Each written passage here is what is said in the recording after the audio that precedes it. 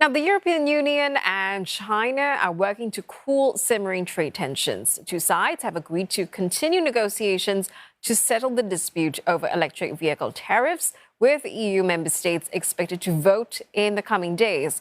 The EU has also called for consultations before the World Trade Organization after China launched its own anti-subsidy probe over European dairy exports. And Will Denselow has more from the Belgian capital.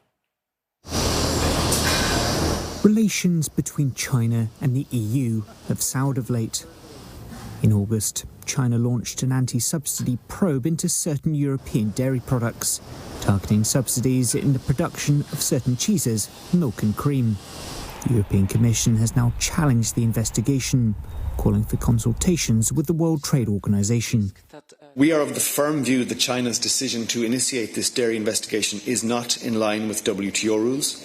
So we are therefore taking action to protect our industry and protect our common agricultural policy and to signal our disagreement with China's WTO incompatible actions.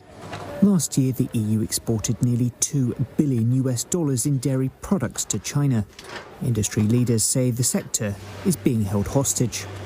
The European Dairy Association Secretary-General Alexander Anton has called on the Commission to prevent the industry becoming collateral damage in a wider dispute with Beijing.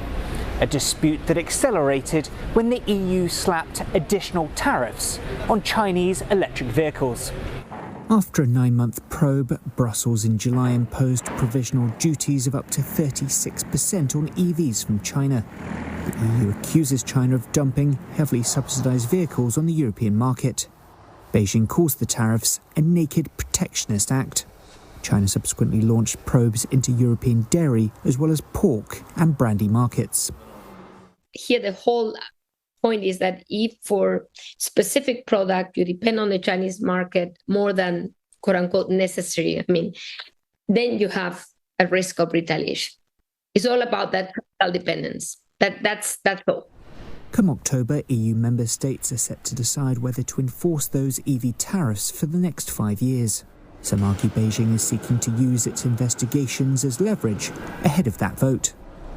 China does this more often, threatening with measures against the meat industry, the pork industry in particular, because they know a few countries are going to have big problems when they follow through with that. Those would include Denmark, the Netherlands and Spain, the EU's top exporters of pork, and for whom China is a big market. And there are signs that China's retaliatory actions have divided the bloc, with member countries split on their support for the EV tariffs. Top EU and Chinese trade officials have agreed to intensify efforts to find a resolution to these trade disputes. Those across a number of impacted sectors hope that officials will take time to chew over the potential stakes of a permanent confrontation between the two powers. Will Denselow, CNA, Brussels.